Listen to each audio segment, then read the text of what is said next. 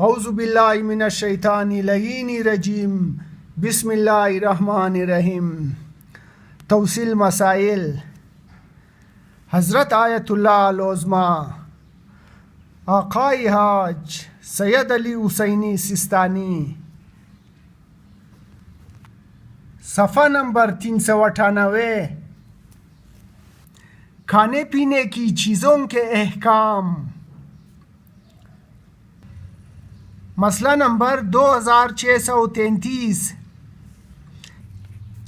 آقای سیستانی فرما رہے ہیں شترمرغ اور مور بھی حلال ہے۔ توصیل مسائل۔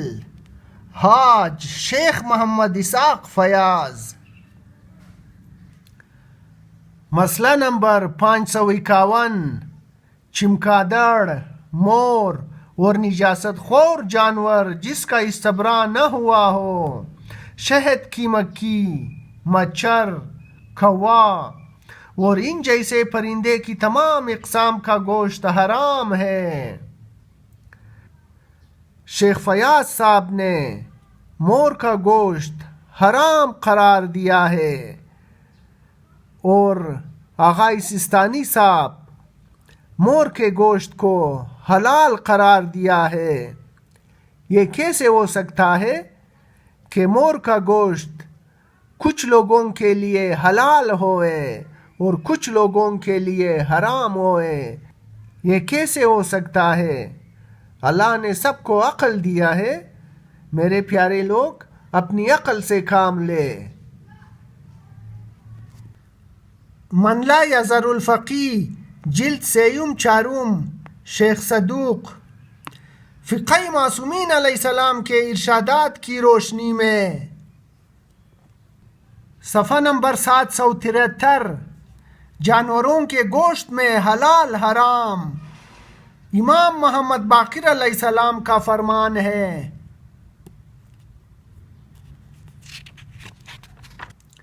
صفحہ نمبر 774۔ اور مسوخات میں سے کسی شے کا کھانا جائز نہیں ہے اور وہ منجدر ذیل ہے۔ بندر، سور، کتا، ہاتھی، بیڑیا، چوہا، خرگوش، گو، مور، شترمرغ۔ امام محمد باقر علیہ السلام مور اور شترمرغ کا گوشت حرام قرار دے رہا ہے، یعنی جائز نہیں ہے۔ تہذیب الاسلام، علامہ مجلسی، صفحہ نمبر 484۔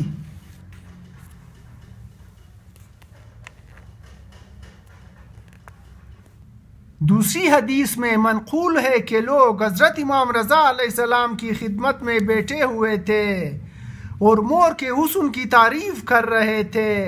حضرت نے فرمایا کسی جانور کا حسن مرغ سفید کے حسن سے زیادہ نہیں ہے اور مرغ مور سے زیادہ خوش آواز ہے اور اس کی برکت بھی زیادہ ہے۔ لوگوں کو وہ اوقات نماز سے مطلع کرتا ہے، حالانکہ مور بسبب اس گناہ کے جو اس سے سرزد ہوا اور جس کے سبب سے وہ مسخ کیا گیا، اپنے اوپر لعنت و ملامت کرتا ہے۔ ایک اور حدیث میں منقول ہے کہ طاؤوس یمانی حضرت امام جعفر صادق علیہ السلام کی خدمت میں حاضر ہوا تو حضرت نے اس سے سوال کیا کہ طاؤوس تو ہی ہے؟ اس نے عرض کی کہ ہاں یا بن رسول اللہ صلی اللہ علیہ وآلہ وسلم۔ آپ نے فرمایا کہ طاؤوس ایک منحوس جانور ہے، جس مجمع میں داخل ہوتا ہے اسے پریشان کر دیتا ہے۔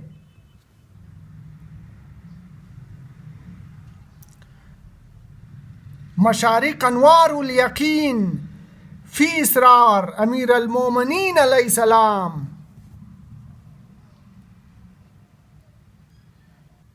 صفحہ نمبر 49۔ پس یہ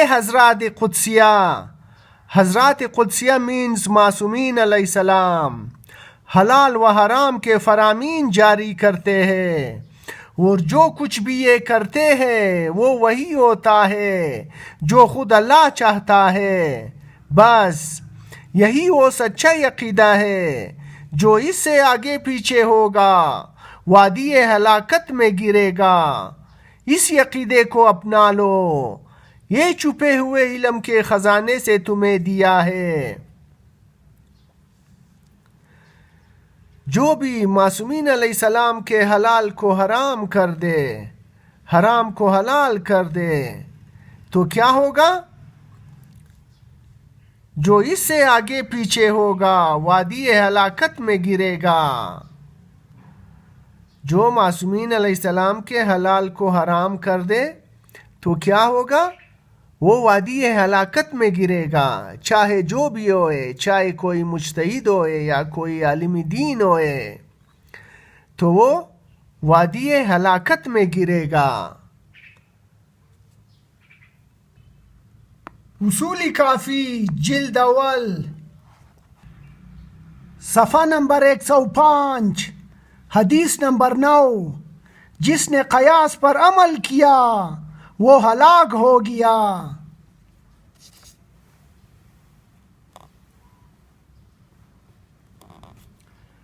رسول اللہ صلی اللہ علیہ وآلہ وسلم نے فرمایا جس نے قیاس پر عمل کیا وہ ہلاک ہو گیا اور اس نے دوسروں کو بھی ہلاک کر دیا. اور جو بغیر علم کے لوگوں کو فتوا دے جبکہ وہ نہیں جانتا کہ قرآن میں ناسخ کون سی ہے اور منسوخ کون سی آیت، محکم کون سی ہے اور متشابہ کون سی ہے، تو وہ خود بھی ہلاک ہوا ہے اور اس نے دوسروں کو بھی ہلاک کیا ہے. صفحہ نمبر 136 باب 18 تقلید. حلال کو حرام اور حرام کو حلال کیا.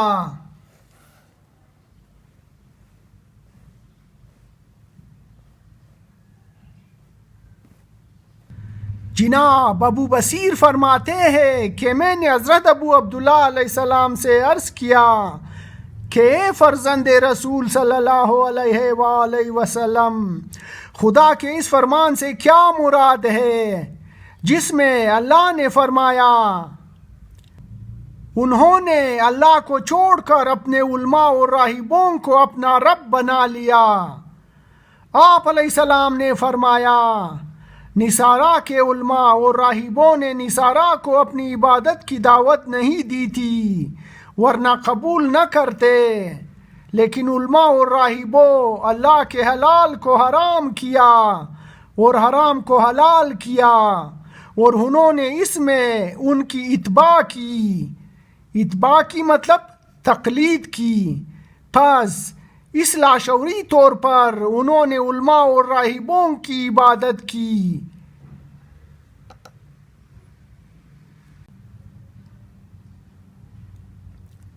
صفحہ نمبر 149